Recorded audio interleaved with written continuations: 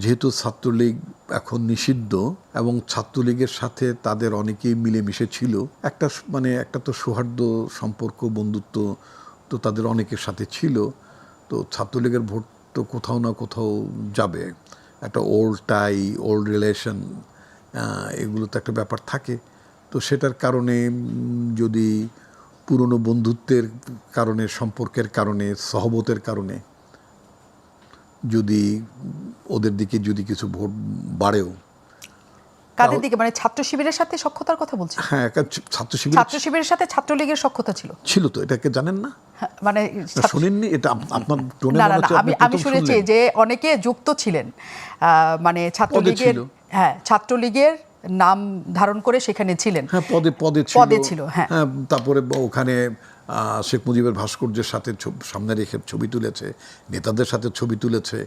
মানে এই অভিযোগগুলো তাদের বেলায় তো আমরা সোশ্যাল মিডিয়াতে দেখলাম। আমরা তো অনেক সিনিয়র, আমরা তো ক্যাম্পাসে থাকি না, তাই না? সারাক্ষণ তার ওইভাবে সোশ্যাল মিডিয়াও দেখি না। এই অভিযোগগুলো তাদের বিরুদ্ধে আছে। এই অভিযোগ তারা খুব বেশি রিফিউট করতে পারে নাই, অস্বীকার করতে পারে নাই, ভাঙতে পারেনি। কারণ এগুলো ছবি সহ তাদের পুরনো স্ট্যাটাসগুলো, ফেসবুকের স্ট্যাটাসগুলো তুলে ধরেছে। তো ফলে একটা সম্পর্ক তো থাকে। যেমন মনে করেন মুন্নি, আপনি একসময় অন্য টিভি চ্যানেলে ছিলেন, আপনি উপস্থাপনা করেছেন, আপনার উপস্থাপনায় অনেক উত্তর দিয়েছি, কথা বলেছি। আপনার সাথে যতটা স্বাচ্ছন্দ্য বোধ করি, হঠাৎ করে একজন নতুন আসলে তার সাথে সেভাবে স্বাচ্ছন্দ্যের সম্পর্কটা হতে তো একটু দেরি হয়। তো তেমনি ছাত্রলীগের সাথে তো শিবিরের একটা স্বাচ্ছন্দ্যের সম্পর্ক ছিল, দীর্ঘদিনের একটা কি বলে, একটা মানে যেটা অন্যরা কি গুপ্ত না কি বলে, একটা কি গুপ্ত সংগঠন, মানে ওইটা ঈশ্বরচন্দ্র গুপ্তের পদবি না, এটা মানে এই গুপ্তটা কি বলে, এটাকে মানে গোপনীয় এরকম একটা গোপনীয় সম্পর্ক বা একটা ছিল।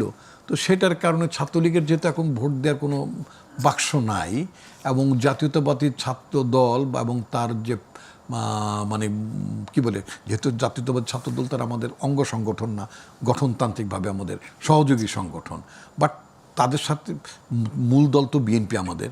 তো সেই দলটির যেহেতু একটা পরবর্তীতে সরকার পরিচালনার একটা সম্ভাব্য অবস্থান আছে, সেই কারণে আওয়ামী লীগ তো স্বাভাবিকভাবেই বিএনপিকেই প্রতিদ্বন্দ্বী মনে করবে। সুতরাং বিএনপি রাষ্ট্র ক্ষমতায় আসলে এটা তো সবচেয়ে আওয়ামী লীগ বেশি মানে ক্ষতিগ্রস্ত বোধ করবে।